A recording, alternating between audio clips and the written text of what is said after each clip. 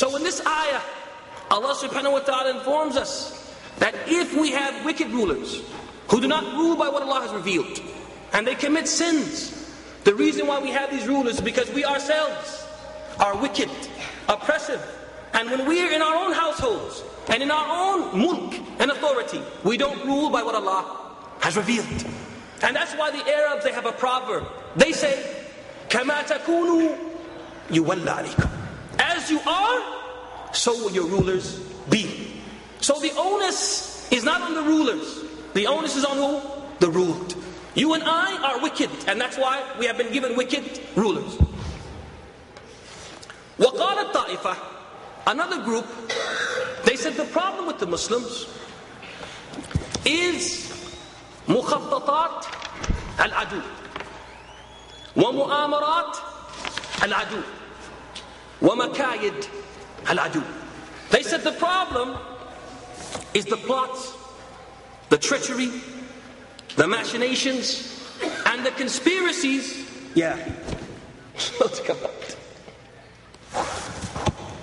They say it's the plots, the treachery, and the conspiracies of the enemies of Islam. That these enemies of Islam, they make plots behind closed doors to give the worst impression of the Muslims and to paint Islam in a bad light. And to, for example, they create events, explosions, whatever, and they blame it on the Muslims. And as a result, this is why the Muslims are in the bad situation they're in. So they say the solution is التفقه في فقه الواقع. They say the solution is that we have to study and become very versed and learned in current affairs. Very versed and learned in current affairs. We have to know what they're plotting and planning before they plot. And in this way, if we can do this, we can avoid getting caught in their traps and implicated in their conspiracies, or the conspiracies that they conjure up behind closed doors in their think tanks. They say if we watch the internet, we read the newspaper, we read magazines, we can be one step ahead of them and avoid falling into their plots and plans. We have to know everything in the news. We have to make our number one concern. What are they doing? What are they plotting? Read between the lines and figure out what they're plotting. So we remain one step ahead of them and we outmaneuver them and avoid falling into their plots. This is their cure. This is their diagnosis and this is their cure. وَأَوَّلْ مَنْ يُكَذِّبُ هَؤُلَاءِ كِتَابُ اللَّهِ. And the first one who tells us that this diagnosis is not correct and that this cure will not remove the disease is the book of Allah. قال الله تعالى وَإِن تَصْبِرُوا وَتَتَّقُوا لَا يَضُرُّكُمْ كَيْدُهُمْ شَيْئًا. And O believers, if you are patient and you fear Allah by fulfilling His commands and avoiding His prohibitions, their plots and plans and machinations will not harm you in the least. Which means مفهوم المخالفة, the opposite meaning is what? If you don't fear Allah and you're not patient, you'll be what? You'll be harmed by their plots. So if their plots and machinations are harming us, it's not because they're wrong. It's because what? We have not feared Allah by fulfilling His commands and avoiding His prohibitions, and we have not been patient. So once again, it's not someone else's fault, it's what? It's our fault. وقال الطائفة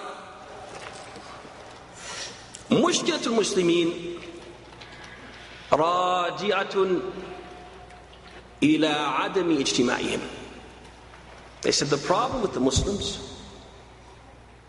goes back to the fact that they're not united, that they're disunited.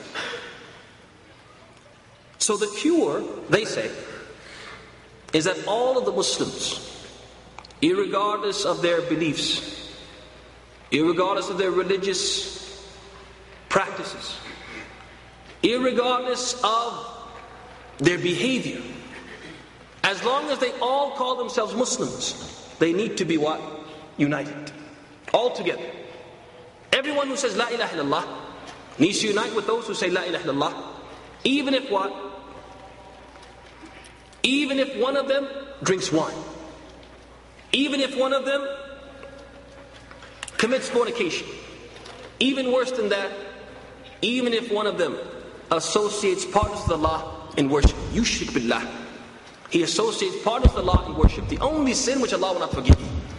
Even if he's a mubtadi', even if he's an innovator, and he worships Allah in a way which is not legislated by Allah, we have to what? Be united with everyone, in spite of their sins. And these sins that they commit will not hurt us because of our great numbers. And we will be able to overpower and overcome our enemies kathratan, because of our great numbers. There's strength in numbers. If there's enough Muslims, the Muslims are one hand against their enemies, they'll be able to defeat their enemies by sheer numbers. This is their cure. And as we said, we have to hold the diagnosis and the cure up to the light of the Quran and Sunnah. When we do that, we find أول من يكذب هؤلاء كتاب الله. The first one who tells us that what these people have suggested or proposed is incorrect is the book of Allah.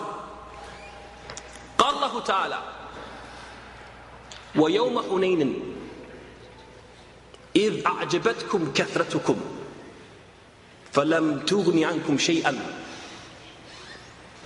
وضاقت عليكم الأرض بما رحبت ثم وليتم مدبرين. Allah subhanahu wa ta'ala says وهو يخاطب أصحاب النبي صلى الله عليه وسلم.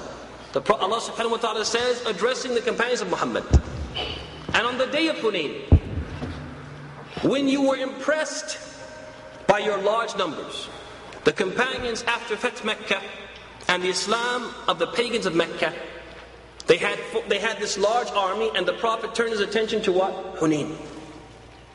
And when the companions looked at all the people who were following Hunayn to actively engage in this battle, they looked around and they said, we've never had this many fighters. We've never had an army this big. No one will be able to defeat us this day. No one will be able to defeat us this day. Why? Because of all these people we have. We have such a large number. Who can beat an army this big? So the companions, they forgot that victory doesn't come from numbers. It comes from what? Allah subhanahu wa ta'ala, and obeying Allah. So when the companions became impressed and arrogantly beguiled by their large numbers, this was a sin that led to what? Their defeat on the day of Hunayn. Allah goes on, He says, you became arrogantly impressed by your numbers. Impressed by your numbers. وَضَاقَتْ عَلَيْكُمُ الْأَرْضُ بِمَا رَحُبَتْ. And then this earth, which had previously been expansive and wide, became narrow in front of you. And you turned your backs to your enemies and ran away in flight in defeat and humiliation. Why? Because of one sin. Ashabu Rasulullah, the best of mankind after the prophets, they committed one sin, and the result was what? Al-Hazima. The result was what? Defeat. So what about a people who among them, an ummah among them, are those who what? They commit a shirk. They worship other than Allah. They circle around graves. They make oaths to graves. They pray with the qibla at their backs and the grave in front of them. What about people who innovate? They worship Allah bima lam yunazzil bihi sultanan. They worship Allah with that which He has not legislated. What about people who drink wine? They fornicate, they commit adultery, and they commit all kinds of major sins. Indeed, these people are even more worthy of being what? Defeated, even if they have large numbers. Which is why Umar al-Khattab, he used to say to the armies and the deployments that he used to send out, he would say to them, Ya ayyuhan nas, nahnu la nuqatil a'da'ana bi'adadin wa la uddah, wa innama nuqatiluhum bihada ad-din alladhi fi as-sudur, fa in kunna afdala minhum انتصرنا عليهم وإن كانوا أفضل منا انتصروا هم